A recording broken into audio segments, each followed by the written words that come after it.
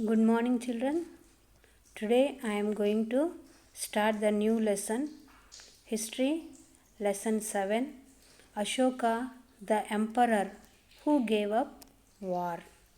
It is from the History, Lesson 7. Here the small story they have given, we'll see it. Roshan clutched the crisp notes that her grandfather had given her on her birthday. So, the Roshan clutched the crisp notes and for her grandfather is given. While she badly wanted to buy a new CD, she also wanted to just see and feel the brand new notes. It was then that she noticed that all of them had a smiling face of Gandhiji printed on the right and a tiny set of lines on the left. What were the lines there for? She wondered. So when they both were discussing and she wanted the new and he was telling they wanted to buy the CD also. And they have seen that the smiling of Gandhiji. So the girl was noticed that all of them had a smiling face of Gandhiji printed on the right. That also in the left side line and also right side she has seen the Gandhiji smiling face, and therefore she wondered the Gandhiji was smiling and also the lion's face also it is there. Why she wondered? What is the reason? We'll see here in a lesson. So a very big kingdom and empire. The lines that we see on our notes and coins have a long history. So when we see the notes and also the coins and all that, we'll see that one side line symbol and also another side it is the Gandhiji's figure we have seen. They were carved in stone and placed on top of a massive stone pillar at Saranath. So what you are seeing here in textbook also they have given the line picture and also we'll see that what happened on a coin also we are seeing the daily also. It is the pillar was located in the place of the Saranath, and they on this pillar on the top of a pillar the line symbol was there.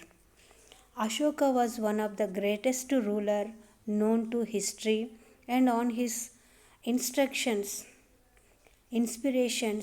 were inscribed of pillars. So whatever ideas and what he gets the idea, just on the stone or on the pillars they used to write, as well as on rock surface. So on the surface and also rocks, so on the walls they used to write the information.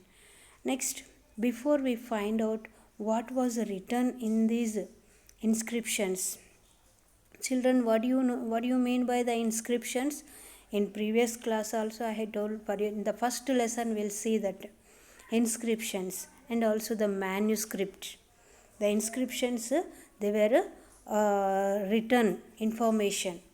Next, these inscriptions where they were writing manuscript they were writing by hand on a palm leaves. Inscriptions on a pillar, on a rocks they used to write.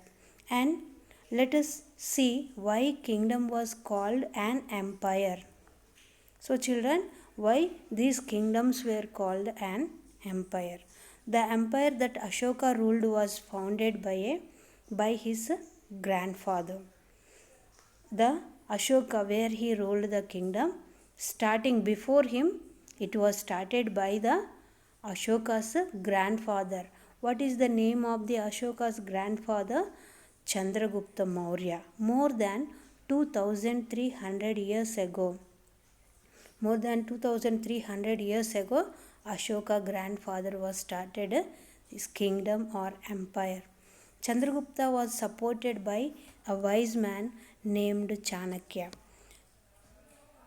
Chanakya or Kautilya also. So the person Chanakya Kautilya, the person's name. The many of Chanakya's ideas were written down in a book called the Ardhasastra. So children, the economics, the Ardhasastra means economics. The Kautilya or Chanakya, he wrote the book of the Ardhasastra. In this book about the Ashoka and their ruling and everything was written in the book of the Ardhasastra. So this is small paragraph and the seeing of the read the small story and the empire, the kingdom, the Ashoka, how he was started to rule the kingdom and what is the main who started his grandfather was started the kingdom.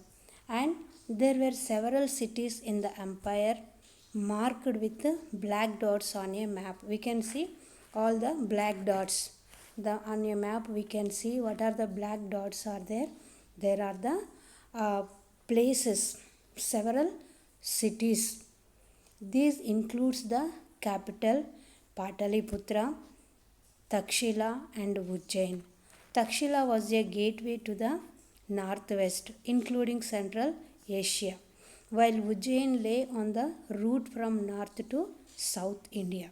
Merchants, officials, and craft persons probably lived in these cities also. These are the main places for centers like a capital cities.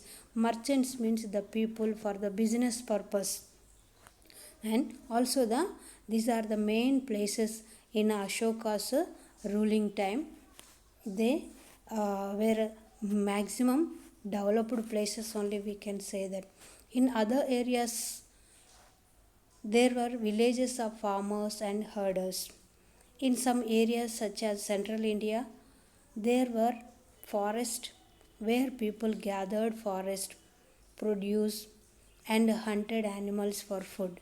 People in different parts of the empire and spoke the different languages also. Just the empire, the kingdom who started the Ashoka's empire, that kingdom, is grandfather Chandragupta Maurya. Who was the grandfather of the Ashoka? Chandragupta Maurya. 2300 years ago was started. So about Ashoka and how he was developed and about his information, let us learn in the tomorrow's class. Thank you.